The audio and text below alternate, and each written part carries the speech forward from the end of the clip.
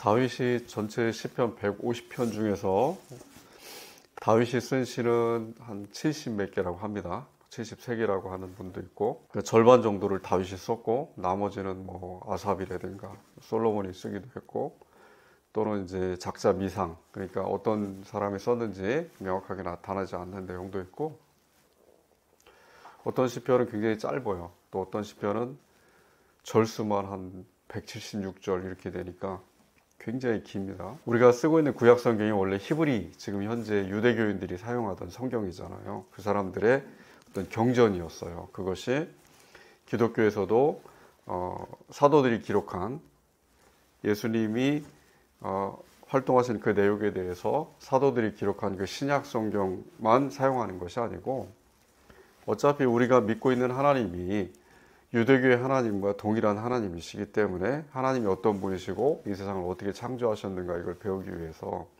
하나님께서 어떻게 우리에 대해서 섭리를 가지고 계시고 또 무엇을 원하시는가를 배우기 위해서 구약 성경을 동일한 걸 봅니다.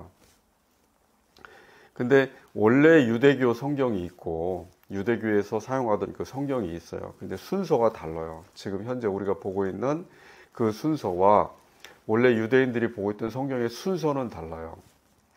그런데 우리 지금 개신교에서 보고 있는 성경이 원래 유대교인들이 지금 현재도 마찬가지로 보고 있는 그 유대교인들은 구약이라고 부르지 않고 타나크라고 하거든요. 그 성경, 유대교 성경을 타나크 그래요. 그래서 토라, 그러니까 토라는 유대교를 한마디로 정의를 하면은 율법의 종교라고 합니다. 그러니까 하나님께서 무엇을 원하시는가를 사람이 개인적으로 선택하거나 결정할 수 없어요. 정해져 있는 대로 사는 거예요. 그걸 율법이라고 합니다. 법이라고 하는 거죠.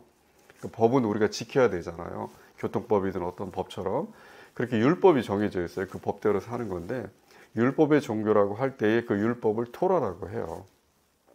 토라라고 하는 게 이제 모세오경이라고 창세기부터 해서 신명기까지 5권의 모세오경이 있는데, 그 모세오경에 하나님께서 이스라엘 백성에게 명령하시는 율법이 기록이 되어 있거든요. 그 내용을 토라라고 하고, 그 다음에 이제 선지서라고 하는 게 있어요. 그 네비임이라고 해서 그 선지서가 전선지서, 후선지서 해가지고 뭐 10몇 권 정도 됩니다. 그 다음에 이제 성문서라는, 또 우리가 케투빔이라는 그러니까 카타브가 쓰다는 히브리어인데, 케투빔이라고 돼 있는 그 히브리 성경이 있어요. 그걸 이제 성문서라고 그랬는데, 오늘 배우는 시편은 성문서에 포함이 되어 있어요. 우리가 이제 욥기, 시편, 잠언 이렇게 이야기를 하죠. 근데 이제 그 히브리 성경에서는 순서가 다릅니다. 테일림이라고, 원래 시편의 히브리어 이름은 테일림이에요. 터힐라, 그래서 터힐라라는 거는 기도라는 그 뜻이고, 그 터힐라의 원래 복수형이 이제 터일로트라는 게 있는데, 그 복수형은 아니고 새롭게 이제 시편이라는 그 명칭을 만들기 위해서 보니까 테힐림이라는, 그러니까 기도예요. 기도라는 뜻이고, 기도로 그냥 단순히 우리가 이렇게 이야기하듯이 나누는 그런 기도라는 뜻이 아니고, 그러니까 기도지만은 그 묵상을 하기도 하고 청혼을 하기도 하고 고백하고 간구하고 또는 회개하고, 이런 여러 가지 내용이 노래 형식으로 되겠어요. 그러니까 시편은 150편 전체가 그냥 단순한 어떤 우리가 일기 쓰듯이 단순한 그런 직설적인 문장으로 되어 있는 게 아니고, 운율이 있고 그 다음에 행이라든가 연이 있고, 그러니까 전체적으로 우리는 서정시라고 부르는데 서정시적이 아닌 것들도 있어요. 어찌됐든 개인이 갖고 있는 어떤 감정이라든가 이런 것들을 진솔하게 솔직하게 기도 형식으로 표현을 했는데, 어찌됐든 노래고 상당히 많은, 전체가 다 통일되지는 않지만 상당히 많은 내용이 악기라든가 그 당시에 이제 유대인들이 활용했던 여러 가지 뭐 현으로 되어 있는 악기도 있고, 또 다른 악기들도 있죠. 북도 있고, 그런 악기에 맞춰서 노래를 하는 형식으로 되어 있어요. 그러니까 찬양곡이라고 보시면 돼요. 미즈모르라고도 하는 그 형식들이 있는데, 그것이 다 안에 들어있는 어떤 밑담이라는 것도 그렇고 노래 형식입니다. 어찌됐든 시편은 전체적으로 150편이 다 어떤 예배에서 주로 사용되는 노래예요. 노래, 찬양이에요. 그러다 보니까 시편에 대해서 유대인들 뿐만이 아니고, 유대인들의 시편을 굉장히 많이 강조를 합니다. 시편이 대략적으로 이제 일반적으로 이제 신학교에서 가르치는 그 내용으로 봤을 때는 포로기, 그러니까 유대가 망하고 예루살렘이 이스라엘이 망하고 그 이후에 그러니까 바벨론의 포로로 잡혀갔다 다시 돌아와서 두 번째 성전을 짓고 에스라 느헤미야가 그러니까 BC 한 500년 정도 이후죠. 그 다음에 이제 마카비 왕조, 지난 시간에 우리가 배웠던 뭐 대략 한 170년, 160 BC, 지금부터 한 2100년, 그때 집대성돼서 이렇게 서로 어떤 모아서 집약을 해서 그래서 정리를 해서 편집을 하고 해서 시편이 정리가 됐다. 그리고 그 당시에 상당히 많은 어떤 제사장 계층의 어떤 사두개인들이든가 바리새인들이 그 기록을 했다 하는 서기관들이 그렇게 이제 학자들이 보고 있지만 그렇지 않다고 보는 게 그리스도인들의 마음 속에서는 그렇게 인정하지 않거든요. 좀 다르죠. 그러니까 예를 들어서 뭐 시편 90편 같은 경우에는 모세 시편이라고 하는데 저자들이 굉장히 많아요. 다윗이 많이 썼고 모세도 있고 뭐 솔로몬도 있고 아삽도 있고 그 다양한 저자들이 시편을 기록했을 때 그 예를 들어서 모세 같은 경우에는 지금부터 한 3,500년 전 사람이거든요. 그러니까 BC 15세기 사람인데 모세의 기록이 구전이라든가 아니면 기록으로 남아서 이렇게 전승이 되다가 그것을 모아서 넣었다는 거죠. 그리고 다윗 같은 경우에도 대략 지금부터 한 3,100년, 그러니까 BC 한 11세기 사람이거든요. 그러니까 상당히 오래된 내용, 다윗이 73개의 시편을 썼다고 알려져 있는데 그 내용들을 다 편집을 한 거니까 그 다윗이란 이름으로 해서 누군가 제사장이 대략 뭐 2000년 전에 그걸 대략 작성을 했다 하고 그렇게 설명하는 것은 믿을 수가 없는 거죠. 받아들일 수 없는 거고. 어찌됐든 유대인들의 신앙 내에서도 시편은 굉장히 중요한 내용들이고 뭐랄까 자기들의 신앙 고백이 거기에 다 들어있어요. 시편에. 우리가 기도를 하잖아요. 개인적으로 하나님께 기도를 합니다. 또 이렇게 공동 기도를 하기도 해요. 통성 기도라고 하는 그런 소리 내서 하기도 하고 묵상으로 우리가 소리 없이 기도하기도 하는데 어찌됐든 하나님과 대화를 하는 거잖아요. 하나님께 내가 고백할 것을 고백하고 하나님께 드리고자 하는 경외의 찬양을 올려드리고 감사의 기도를 드리고 또 하나님께 청혼할 것이 있으면 간구할 것이 있으면 하나님 이것을 이루어 주세요 하고 기도하기도 하고 그런 내용들이 시편의 대부분의 내용들이에요. 그런데 오늘 이제 우리가 배울 중요한 교훈이 있어요. 뭐냐면은 우리가 이제 지금 현재도 상당히 많은 찬양곡들이 시편으로 이루어져 있습니다. 시편을 중심으로 해서 찬양을 만들기가 쉽죠. 왜냐하면 시편 자체가 노래로 돼 있으니까 시편 1편부터 내용을 쭉 살펴보면은 거의 다 노래 형식으로 돼 있고 운율이 있기 때문에 우리가 읽기에도 상당히 좋아요. 오늘 본문 내용인 시편 25편 1절에서 22절도 이게 노래거든요. 전체가 노래로 돼 있어요. 그래서 우리가 찬양을 할 때 찬양을 굉장히 중요한 예배 형식으로 지금 현재도 우리가 인정을 하고 있잖아요. 그렇죠? 찬양을 통해서 하나님께 경배를 하고 또 우리의 신앙을 고백하기도 하고 그 찬양을 통해서 또 회개하기도 하고 우리가 저지른 하나님께 대한 불경함과 잘못에 대해서 회개하기도 하고 또 다른 사람들에게 찬양을 통해서 우리가 어떻게 살아야 될까 그리스도인으로서 하는 그 교훈을 제시하기도 하고 그러니까 윤리적이고 도덕적인 것도 가르치기도 하고 다양함이 그 찬양 속에 녹아져 있어요. 그리고 찬양은 왠지 우리가 볼 때도 단순히 어떤 이야기하는 그런 서사적인 진술하는 것보다는 찬양을 통해서 의미가 함축되어 있고 그 안에 의미가 포함되어 있고 그리고 무엇인가 좀 더 진실하고 진솔한 그런 것이 고백하는 찬양 속에 들어있다고 생각이 들기 때문에 찬양을 굉장히 많이 강조합니다. 지금은 어느 교단이라 할 것 없이 예배를 시작할 때 찬양이 중심이 돼서 해요. 그래서 앞에 나가서 찬양을 인도하는 사람들이 있고 여러 가지 악기를 사용해서 하나님께 찬양을 드립니다. 오늘 시편의 아주 주요한 저자인 다윗도 마찬가지예요. 다윗에 대한 그 기록, 그러니까 사무엘 상이라든가 하 이런 그 기록을 보면 다윗이 연주하는 것, 찬양하는 것에 대해서 얼마큼 관심을 가졌는가 하는 그 내용들이 진술이 돼 있어요. 그리고 솔로몬도 마찬가지고, 그리고 그뿐이 아니고 다른 그 유대 왕조들, 예를 들어서 요시아라든가 히스기야라든가 그들도 기록을 보면은 찬양에 대해서 굉장히 많은 관심을 가지고 있었고 궁정의 악단을 만든다든가 아니면 찬양곡을 편성하게 한다든가 아니면 여러 가지 이제 어쨌든 예배에 찬양을 활용하기 위한 그런 많은 관심을 나타냅니다. 그렇게 찬송이 그 시편이 구성이 되어 있어요. 그 시편은 5개의 권으로 나눠져 있어요. 5권에 왜 5권으로 나눴냐면은 그 토라가 5권으로 되어 있는데 그것을 착안을 해서 유대인들의 5개의 시편으로 나눠져 있어요.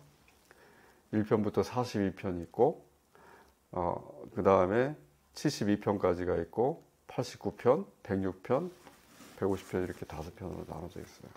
나눠져 있고 각각의 그 나눠져 있는 시편마다 주제가 따로 있어요. 그리고 시편에는 운율도 있고 말씀드린 대로 또 그 연도 있고 연이라는 것 이렇게 주제의 행을 따라서 이제 주제로 묶여져 있는 단락 같은 건데 그런 것도 들어있어요. 특이한 시편 같은 경우 예를 들어서 이제 시편 118편 같은 경우에는 가장 길다고 말씀드렸는데 그 시편은 22개 연으로 되어 있어요. 그리고 각 연이 8줄씩 되어 있어요. 그렇게 되어 있고 각 한 연마다 원래 이제 히브리어가 22개의 알파벳으로 되어 있어요. 22개 알렙부터 해서 22개 알파벳으로 되어 있는데 그 알파벳의 각 문자가 하나의 연을 담당을 해요. 그래서 8개 절이 알렙부터 시작해서 우리는 A죠. 알파벳 A. 영어 같은 경우에는 그 A로 된 것이 처음에 8개 시작하고 그 다음에 9절부터 16절까지는 두 번째 이제 베트로 되어 있는 거고 이런 식으로 순서대로 알렙, 벳, 기물, 달렛 이런 식으로 쭉 순서로 되어 있어요. 히브리어. 그래서 이제 찬양곡이죠. 마치 우리가 이제 A에서 A부터 이렇게 동요 만들듯이 그러니까 동요하고는 다른 거지만 어찌됐든 그래서 많이 활용을 하고 또 시편이 우리 그 그리스도인들의 어떤 신앙 세계에 굉장히 많은 영향을 미치고 있어요. 현재도. 그런데 오늘 배울 게 참 중요한 교훈이 뭐냐면은 이 시편을 통해서 우리가 이제 구약과 신약의 차이를 항상 잊어버리고 아니면 뭔가 소홀히 생각을 하고 하다 보니까 내가 예수 그리스도를 믿고 예수님의 복음을 따라서 구약과 다른 신약의 사람으로서 유대교와 다른 그리스도교의 사람으로서 신앙세계를 살아가는데 성경을 타나크라고 되어 있는 유대교 성경을 같이 읽고 그 다음에 특히 오늘같이 오늘 본문처럼 시편 내용을 굉장히 뭐랄까 시편에 굉장히 많은 영향을 받을 수밖에 없는 게 시편 외에 이제 다 시편이 아닌 다른 데도 나와 있잖아요. 많은 내용들이 성경 곳곳에 보면은 구약 성경 곳곳에 보면은 어떤 하나님에 대한 청원이라든가 회개라든가 간구라든가 시편 내용과 비슷한 운율은 아니다 하더라도 직설법으로 돼 있는 그런 어떤 진술하는 형식의 그런 고백들이 많이 나와 있잖아요. 개인들의 그다음에 또 어떤 민족의 이런 것들이 이제 제2에서 제사장이 중심이 돼서 고백을 하기도 하고 하는데 그러다 보니까 우리가 구약에 드러나 있는 하나님을 우리가 믿고 따르고 하다 보니까 그리고 구약에 있는 여러 가지 서사적인 내용들, 이야기들, 사건들, 교훈들 이것을 우리가 많이 배우다 보니까 설교를 통해서도 그것을 교훈으로 해서 구약 내용을 배우잖아요. 교훈을 배우잖아요. 어떻게 살아야 되는가, 그리스도인은 어떠해야 되는가를 신약이 아닌 구약의 내용들에서 많이 배움을 갖습니다. 예를 들어 다윗이 어떠한 상황에서 어떻게 한 것이 우리에게 어떤 교훈을 준다. 예를 들어서 모세가 어떠한 이야기를 한 것이 어떤 교훈을 준다. 창세기 어떤 내용들이 지금 현재 우리에게 어떤 교훈을 미친다. 적용을 어떻게 해야 된다. 그런 많은 내용들이 교훈을 하잖아요. 그러니까 신약과 구약이 하나로 이렇게 연결되어 있는 구속사의 하나의 어떻게 보면 모형과 실제이기도 하고 모형과 그것의 실현, 성취라고도 하는 그 관계로 보기도 하고 어찌됐든 하나로 뗄 수 없는 관계로 연결을 하다 보니까 구약에 있는 여호와에 대한 묘사라든가 구약에서 일어났던 사건들에 대해서 우리가 신약에서 교훈을 얻는 거라든가 이것이 굉장히 중요하고 그리고 구약의 교훈들이 지금 현재에도 우리가 적용이 되는 거고 실제로 그래서 구약의 교훈들 설교 시간에 우리가 배우고 있는 많은 내용들 예를 들어서 시편에 대한 설교가 있다면 오늘 25편에 대한 설교를 중심으로 해서 25편에 나와 있는 내용들을 지금 현재 우리 그리스도인들이 어떻게 살아가야 되는가에 대한 교훈으로 적용을 하는 거예요. 발췌를 해서. 그리고 다른 것도 굉장히 많이 있죠. 근데 그런 내용들에서 상당히 많은 개인적인 고백, 신앙 고백, 그 다음에 개인이 하나님께 어떻게 한 사람 한 사람의 그리스도인들이 하나님께 어떤 신앙 고백을 하고 어떤 삶을 살아가야 되는가 하는 거에 대해서 고백을 할 때 시편을 많이 참조하는 거예요. 특히 시편에서 어떤 걸 많이 참조하겠어요? 다윗이 절반 정도 썼으니까 다윗의 시편을 많이 참조를 해요. 오늘 본문도 마찬가지죠. 시편이 하나로, 예를 들어서 하나의 어떤 주제로 통일되어 있질 않아요. 굉장히 많은 다양한 내용들이 들어있어요. 즉위시라고 해서 제왕시라는 것도 있고, 또 성전에 올라가는 노래도 있고, 또 탄원시도 있어요. 또 무엇인가를 간구하는 시도 있고, 감사하는 시도 있고, 찬양하는 시도 있고, 회개하는 시도 있고, 또 대적에 대해서 하나님께서 복수해 주시고 보수라고 하는 그 보응을 해 주시길 기도하는, 청원하는 그런 기도 내용도 있고. 그러니까 주제를 하나로 통일할 수 없다 보니까 딱히 시편 전체는 이것이다 하고 이야기를 할 수 없어요. 근데 우리가 시편 전체뿐만 아니고 구약 전체를 그리스도인으로서 다르게 봐야 하는 것이 있어요. 그게 뭐냐면은 한마디로 이렇게 정의할 수 있어요. 예수님에게는 원수가 없어요. 예수님은 이 세상에서, 정확하게 이야기를 드리자면은 예수님께서 우리에게 원수라고 가르치시는 것은 사람이 아니에요. 이 세상에 존재하는 그 어떤 존재가 아니에요. 우리가 계속 사탄에 대해서 앞으로도 배우겠지만 사탄 마귀라고 불리는 것, 그것이 어떤 실체가 아니에요. 그러니까 어떤 존재하는 실체일 수도 있어요, 사실은. 그런데 우리가 지금 현재, 지금까지 우리가 배워왔던 기독교의 어떤 교훈과 다른 점이 뭐냐면은 사탄 마귀에 대해서 그것이 우리가 각 사람을 보듯이 바라볼 수 있는, 어떤 나 자신을 바라보듯이 바라볼 수 있는 스스로 독립적으로 존재하는 실체가 아니라는 거예요. 사탄은 정확하게 이야기하지만 어떤 사탄에 대한 정체성에 대한 논란이 있던 신학에서 어찌됐든 사탄은 한마디로 이야기하면 천사예요. 타락한 천사라고도 하고 또는 천사장이라고도 이야기를 해요. 가브리엘처럼.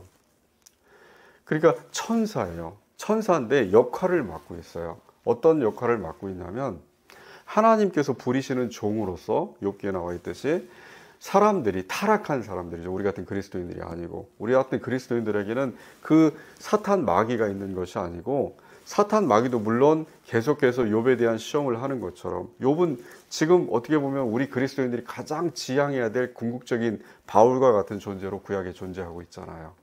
완전히 흠없는 사람, 하나님께서 말씀하시기를 온전한 사람이었어요.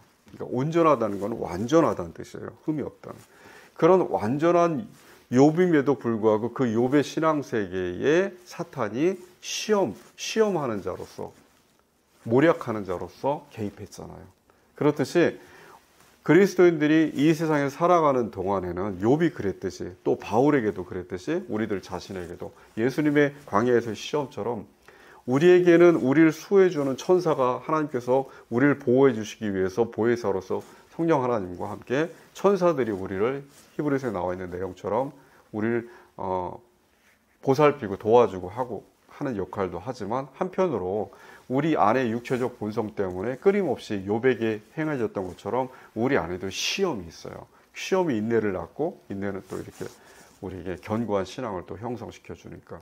그러니까 있는 그대로 이야기하자면 천사가 있고, 천사와 동일한 존재로서, 그러니까 돕는 천사가 있고 시험하는 천사가 우리에게 항상 있다는 얘기예요.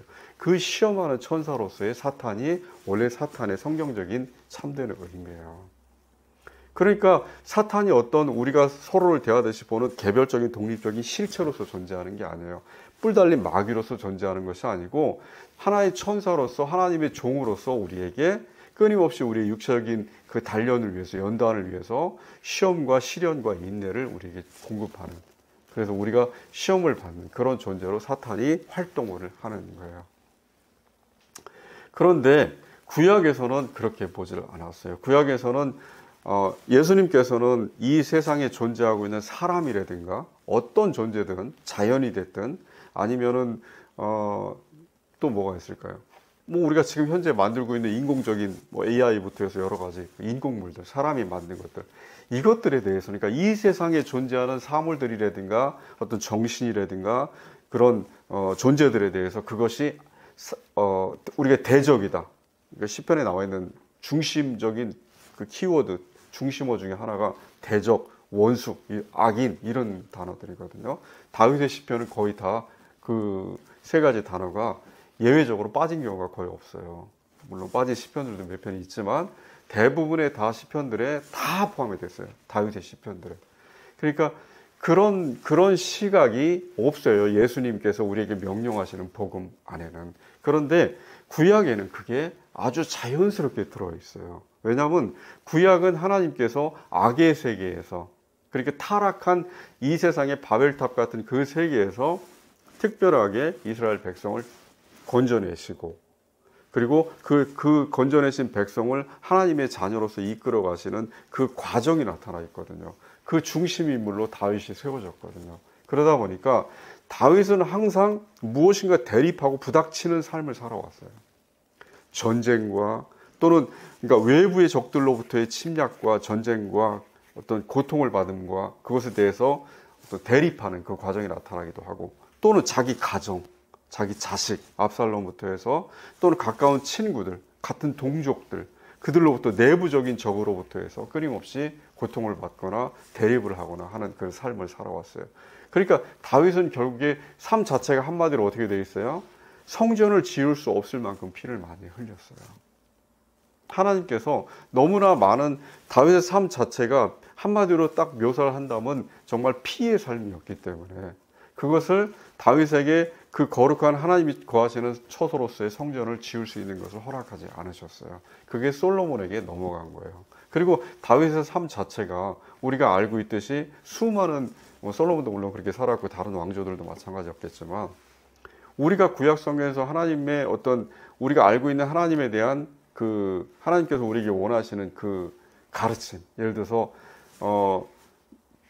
그 간음하지 않는 경우에는 부인을 뭐 남자든 여자든 이혼할 수 없다거나 이런 내용들, 그리고 신약에서는 그조차도 하나님께서 창조하신 남성과 여성으로서의 어떤 이혼을 허락하지 않는다는 예수님의 가르침, 이것과는 전혀 다른 것들이잖아요. 다윗의 삶 자체가 수많은 부인들을 거느렸고 솔로몬도 마찬가지고. 그러니까 우리에게 교훈이 될까요? 안 돼요. 우리 마음속에서 다윗의 삶을 바라보면서 다윗이 하나님께 선택받은 사람으로서의 어떤 우리가 모범으로 삼아야 될, 우리가 마치 바울을 하나의 어떤 표본으로 삼는 것처럼 그렇게 다윗도 동일한 인물로 삼을 수 있다? 없다. 불가능해요. 다윗의 삶 자체는 유대인들의 삶에 맞는 거예요. 또는 어떻게 보면 이슬람인들의 삶에 맞는 거예요. 그들이 바라볼 때는 여전히 투쟁하고 있거든요. 여전히 이 세상의 원수와 대적들과 싸우고 있거든요. 다윗의 삶은. 그러니까 다윗의 시편을, 오늘 시편 25편도 마찬가지고 다른 수많은 시편들을, 다윗이 쓴 시편들을 지금 다 찾아놨지만 읽어드릴 수도 없어요. 너무나 많으니까. 이 내용들을 하나하나 다 살펴봤을 때 거의 예외 없이 등장하는 나의 원수에 대한 저주, 악인에 대한 어떤 하나님의 복수, 보응, 그리고 여러 가지 자기를 괴롭히는 자들에 대한 그것으로부터 자기를 벗어나게, 구원받게 해달라는 청원, 간구, 이 모든 것들이 다윗의 시, 우리가 찬양시라고 이름을 짓고 기도로서 테힐림 그렇게 부르지만, 실제로 다윗의 시편들 중심이 되는 시편 내용들을 보면 이것을 과연 내 마음의 신앙 고백의 찬양으로 할 수 있을까? 왜냐하면 그 내용이 충돌하잖아요. 그 내용이 오늘 본문 내용도 충돌하고 있잖아요. 원수에 대해서 하나님께서 보응해 주시기를 지금 우리가 기도할 수 있어요? 못해요. 악인에 대해서 보응해 주시기를 하나님께서 예수 그리스도께서 우리에게 원수를 사랑하라, 이 세상에선 너희가 용서하지 못할 대상이 없다고, 모든 사람들 강도 만난 이웃을 대하듯이 그 강도 만난 이웃에게는 모든 사람이, 자기를 돕는 사람이 바로 이웃이다. 우리의 관점에서 이웃이 아니고 강도 만난 사람의 관점에서 이웃이 바로 하나님께서 원하시는 이웃이다 했기 때문에 이 세상에는 우리가 원수라고 부를 사람이 아무도 없어요. 신약 세계에서는 끝났어요. 그건 구약 세계의 악인들이고 구약 세계의 원수거든요. 그런데 지금도 만약에 우리가 이 사실을 모르고 시편에 있는 내용들을 교훈으로 받아들여서 다윗의 삶을 본받고 구약에 나와 있는 시편 저자들의 수많은 내용들을 그냥 이런 내용에 대한 고려 없이 생각 없이 그것을 받아들이면 내 입에서도 악인에 대한 저주가 나가요. 내 입에서도 하나님 이렇게 기도하는 거죠. 누군가 자기를 교인들 중에서 괴롭히거나 충돌하는 사람이 있으면 저를 위해서 보응해 주세요. 저를 위해서 복수해 주세요. 하나님이 거기에 대해서 오히려 그렇게 청혼한 사람을 벌하셔요. 그건 신약에 나와 있는 차라리 자기 팔을 띨 정도로 그렇게 형제를 미워하면 어떻게 된다고 그랬어요? 그러니까 그것이 해당될 수가 없어요. 불가능한 거예요. 그런데 우리가 구약에 있는 이 시편을 중심으로 해서 시편이 사실 가장 큰 영향을 미치거든요. 다른 구약 본문들보다. 왜냐하면 직접적으로 우리가 찬양을 할 때 시편을 인용하니까. 그리고 우리가 어떻게 기도해야 될까 하는 걸 배울 때 신약에 나와 있는 주기도문이라든가 아니면 바울이 쓴 그런 여러 가지 권고의 내용을 가지고 기도하기보다는 우리가 부르는 찬양에도 수없이 많이 인용되어 있는 것처럼 시편의 내용들이 들어와 있어요. 그러다 보니까 다윗을 더군다나 하나님께서 선택하신 예수님의 마태복음 1장에 나오는 족보에도 나타나 있듯이 그 선택하신 아주 굉장히 중요한 핵심적인 인물로 그렇게 보고 있기 때문에 다윗은 당연히 하나님께 구원받은 존재 맞거든요. 다윗이 어떤 삶을 살았든 하나님께서 다윗을 선택하셨고 그를 통해서 하나님의 섭리를 나타내셨고 그래서 다윗을 구원하셨어요. 그렇지만 그런 다윗이기 때문에 다윗이 우리가 성경 내용에서 직접적으로 봤을 때 수많은 피의 삶을 살았고 그 다음에 밧세바 사건이라든가 너무나 잘못한 사건들도 많이 있었지만 그럼에도 불구하고 다윗은 어찌됐든 결론적으로는 하나님께서 구원하셨기 때문에 다윗의 시편을 우리가 참고하고 인용하고 도움을 받아야 된다고 생각할 수밖에 없잖아요. 긍정적으로. 그런데 그렇지 않다는 거예요. 다윗의 삶은 우리가 본받을 수 없어요. 다윗은 다윗의 삶이 있어요. 그것은 하나님께서 구약이라는 특별한, 그러니까 신약과 전혀 다른 실패한 이스라엘 민족의 실패의 역사예요. 다윗이 살아온 삶을 우리가 지금 동일하게 살아가면 우리는 실패해요. 우리가 만약에 우리가 대적이라고 스스로 판단한, 결국에는 다윗이 대적, 원수, 악인 이렇게 판단하는 건 누가 판단한 거예요? 다윗이 판단한 거예요. 다윗과 공동체를 이루는 같은 편의 사람들이 저들이 악인이다 그러면 그들은 악인인 거예요. 우리는 선인이다. 다윗은 항상 자기를 뭐라고 불러요? 무엇이라고 부릅니까? 의인이라고 불러요. 자기 자신을 누가 판단했어요? 다윗이 판단했어요. 그런데 우리는 어때요? 그리스도인들은, 신약에서는 우리는 우리 자신을 의인이라고 불러요? 못 불러요. 바울이 뭐라고 그랬어요? 나는 죄인이에요. 바뀐 거예요. 그러니까 뒤집어진 거예요. 전복된 거예요. 신약의 세계에서 구원받을 수 있는 방법은 다윗이 추구했던 그 구원의 방법과 뒤집어진 정반대의 방법으로 가는 거예요. 그러니까 오히려 이 세상 사람들이 지금 현재도 보면 그리스도인들이 악한 존재가 되고 이 세상에서 정의라든가 도덕이라든가 질서를 추구하는 사람들이 의인으로 되어 있어요. 뒤집어졌어요. 그러니까 우리는 판단할 수 있어요. 이 세상 사람들에 대해서 못해요. 선악을. 또 우리 자신에 대해서조차 판단할 수 있어요? 못해요. 우리가 감히 누구를 판단해요? 누구에 대해서 예수님도 판단하지 않으셨는데 자기 자신을 끊임없이 꾸짖는 삶을 살아가는 게 그리스도인들의 삶이에요. 타인에 대해서 또는 다른 존재에 대해서 이렇다 저렇다 판단할 수가 없어요. 그런데 그렇게 우리가 알고 있음에도 불구하고 조금만 주의를 기울이지 않는다면, 조심하지 않는다면 구약의 시편을 가져와요. 그래서 나도 모르게 저 원수에 대해서 보응하게 해주시고 저 악인에 대해서 하나님이 저들의 씨를 말리게 해주시고 벼락이 떨어지게 해주시고 한다고요. 그러면 예수님의 가르침을 내가 내 스스로 어기는 거예요. 정반대의 길을 가는 거예요. 그러면 내게 구원이 올까요? 가능성이 희박해지겠죠. 신약의 그리스도인들은 구약에서 보면은 이해할 수 없는 사람들이에요. 구약에서 만약에 신약의 우리 그리스도인들의 삶의 모습을 오늘 본문의 저자인 다윗이 봤다. 그러면은 우리를 악인이라고 볼 거예요. 왜냐하면은 다윗은 어찌됐든 그 하나님의 뜻을 따라서 칼로 정복하고 다스리고 자기 대적들을 보응하고 직접적으로, 물론 다윗이 시편을 통해서 고백할 때는 내 칼이 아닌 하나님의 칼이 내 앞에서 저들을 쳤다 이렇게 고백을 하지만 실제 칼을 휘두른 건 다윗이거든요. 실제 칼을 휘두른 건 다윗의 부하들이에요. 같은 이스라엘 백성들이었어요. 그러니까 그렇듯이 그런 사람들이 봤을 때는 우리처럼 그리스도인들은 칼을 휘두를 수 없다 하고 고백을 하거든요. 칼을 휘두를 수 없다. 우리는 원수의 목을 벨 수 없다 하고 고백을 하거든요. 왜냐하면 원수가 없으니까, 악인이 없으니까. 우리는 선악을 판단할 수 없고 오직 이 세상에서 내가 발견할 수 있는 가장 큰 악인은 나 자신이다 하고 고백을 하니까, 그렇게 고백하는 그리스도인들을 앞에 대면해 놓는 다윗은 뭐라고 하겠어요? 너는 악인이다 이렇게 이야기할 거 아니에요. 너는 우리 하나님께서 보호하시고 살피시고 이끌어 가시는 우리 의인들을 갖다가 돕지 않는다. 너는 칼을 들지 않는다. 너는 오직 너가 추구하는, 그러니까 한마디로 유대교 제사장 같이 그런 고백을 할 수밖에 없는 거예요. 그러니까 유대인들이 지금 현재도 마찬가지고 가장 무엇이랄까, 구약의 인물들 중에서 가장 중요하게 생각하는 모세, 엘리야, 다윗 이렇게 되어 있잖아요. 그 인물들 중에 하나고, 그러니까 우리가 시편을 인용을 해서 우리가 기도에 대해서 어떻게 기도할까를 배우고 할 때, 어떻게 기도하는 방법을 몰라서 도움을 얻고 거기에 대해서 참고하고자 할 때, 시편 전체 내용 중에는 굉장히 좋은 내용들도 많이 있어요. 특히 이제 찬양시 후반에 나와 있는 그 106편 이후에 나와 있는 그 찬양시들, 거기에 이제 다윗의 시편에는 예외 없이 제가 다 찾아봤어요. 150편을 1편부터 다 뒤져봤는데 다윗의 시편에는 정말 몇 개 빼놓고 거의 대부분 등장하는 키워드가 악인, 원수 이런 거에 대적이에요. 우리가 감히 노래로서 부를 수가 없어요. 물론 이제 그 106편 이에 5번째 시편 그 책에도 그런 내용들이 여러 개가 있어요.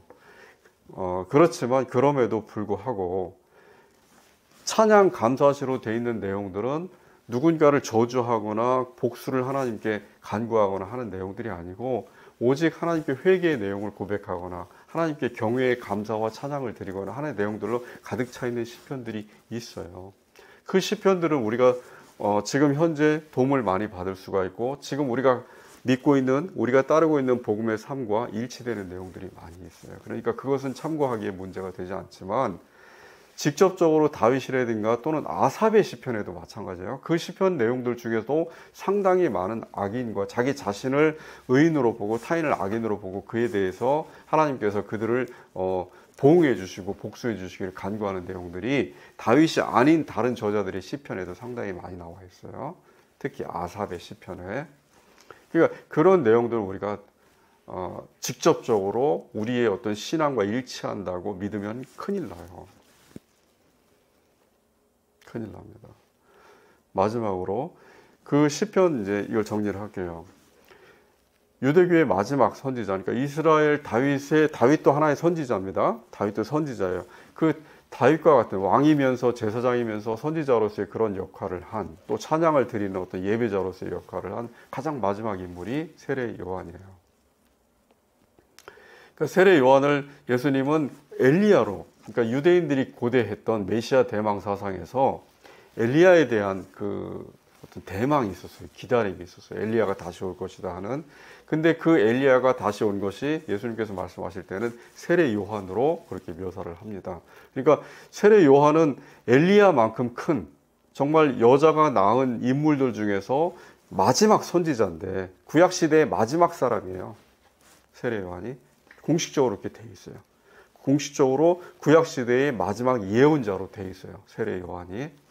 근데 이 세례 요한이 여자가 낳은 자 중에서 지금까지 존재했던 다윗을 포함해서 모세를 포함해서 어떤 존재보다도 큰 존재로 예수님께서 그렇게 선포를 하시는데 뭐라고 말씀하셔요? 신약의 그리스도인들 중에서는 가장 작은 자가 돼요. 가장 작은 자가 돼요. 그러니까 세례 요한은 구약의 인물들, 오늘 본문에 나와 있는 다윗을 포함해서 이 어떤 사람들보다 신앙을 가지고 있었고 하나님께 강한 선택을 받은 사람이에요. 태어나기 전부터 예언이 되어 있는 사람이었어요. 그의 아버지 부친을 통하여서 그런 인물이었고, 그리고 예수님과 동시대를 살아갔고, 그리고 예수님의 앞에 복음의 길을 평탄화시킨 사람이에요. 준비한 사람이에요. 그러니까 예수님이 보실 때도 가장 위대한 인물로 그렇게 평가를 하는 그런 존재인데, 또 뭐라고 말씀하시냐면 신약에 있는 그리스도인들 중에서 가장 작은 존재라는 거예요. 그러니까 구약적인 생각을 가지고 우리가 신약의 삶을 살아갈 수 없다는 얘기예요. 구약의 삶이 한마디로 이야기해서 무엇인가 충돌하고 대립하고 대적하는 삶이라면, 무엇인가 선과 악의 끊임없는 충돌과 대립의 삶이라면, 신약은 그냥 한마디로 그것이 실제 존재하는지 안 하는지, 선악이 존재하는지 안 하는지 우리가 정의 내리기보다는 우리 자신을 그냥 악인으로 정의 내리고, 우리보다 모든 것이 선하다는 그 전제하에서, 가정하에서 하나님의 복음을 전파하는 삶을 살으라는 거예요. 그러면 언뜻 우리의 인간적인, 그러니까 본능적인 정서로 봤을 때는 손해보는 느낌이 드는 거예요. 다윗이 만약에 시편에서 원수에 대해서 그 원수가 나를 치는 것이 내게 복이 됨이니이다 하고 고백할 수 있어요? 없어요, 다윗은. 그러면 하나님의 뜻을 거스른 것 같이 되는 거거든요. 근데 복음의 세계, 지금 현재 신약의 세계로 넘어오면 어떻게 돼요? 우리는 원수가 없기 때문에, 우리가 판단하는 악인이나 대적이 다윗이 보듯이 그런 존재가 이 세상에 존재하지 않기 때문에, 예수 그리스도께서 그렇게 선포하셨기 때문에, 바울이 그렇게 살았기 때문에 우리 자신이 내가 알고 있는 모든 악인 중에서 가장 악인이 되는 거예요. 누굴 비난할 수가 없어요. 대적이 없어요. 그게 우리의 삶이고, 그래서 우리는 시편을 배우고 시편의 내용을 예배 시간에 어떤 유대인들처럼 절기마다, 우리도 이제 교회력이란 절기가 있잖아요. 그 사순절 때 부르는 그 찬양 시가 있고, 그것이 다 시편에 있는 어떤 우리가 많은 도움을 또 받아요. 그런 형식적인 부분들에서도 참고하기도 하고 배우기도 하기 때문에, 그랬을 때 근본적으로 우리가 유대교와 다른 점을 반드시 인식해야 돼요. 우리가 아무리 다윗이 축복받은 존재고 그래서 다윗의 삶이 부럽다 하더라도, 그런 마음이 내심 인간적인 마음이 들다 하더라도, 다윗의 삶은 절대 지금 현재 그리스도인들이 살아가는 삶으로 적용될 수 없어요. 불가능합니다. 그럼 우리는 큰 실수를 하는 거예요. 우린 구약의 실패한 이스라엘의 삶 속으로 다시 첨벙하고 뒤로 거꾸로, 돼지가 다시 자기가 뒹굴던 자리로 돌아가는 것, 그 모양이 되는 거예요. 유대인들에게, 지금 현재 유대인들에게 구원이 있을까요? 없어요. 유대인들 중에서 마지막 유대인들 중에 일부를 바울이 로마에서 그렇게 고백했듯이, 같은 동족이니까 그렇게 유대인들의 중에서 하나님께로 돌아온 그 민족을, 그 일부의 사람들을 하나님께서, 예수 그리스도께서 구원하시겠다 하는 그것을 믿는 사람들이 있어요. 어찌됐든, 그런데 그 유대인이 누구라 하더라도, 지금 소수의 남은 자들이 누구라 하더라도, 지금 이렇게 우리가 알고 배우고 믿고 따르는 그리스도의 복음을 동의하고 거기에 대해서 따르지 않으면 구원에서 배제되잖아요. 여전히 유대교적인 다윗적인 생각을 가지면서 그저 하나님의 은혜로서 구원을 받는다? 불가능한 건 아니에요. 왜냐하면 다윗도 그렇게 했고 구약의 많은 인물들이 이렇게 구원받았거든요. 그렇지만 또 한편으로는 우리가 지금 믿고 있는 이 진리, 복음의 진리만이 유일한 진리다 하고 우리가 선포하잖아요. 이거 외에 다른 게 없다고. 그런데도 불구하고 유대인들은 특별하게 그런 진리를 따르지 않음에도 불구하고 그들을 하나님께서 구원하실 것이다, 그렇게 믿는 세대주의 일부의 사람들이 있어요. 그렇게 생각하면 안 되잖아요. 그러면 교회와 유대교가, 그 이스라엘이 앞으로 이스라엘 구원에 대해서 믿는 그 세대주의가 있어요, 신학에. 그런데 그렇게 하면은 충돌을 일으켜요.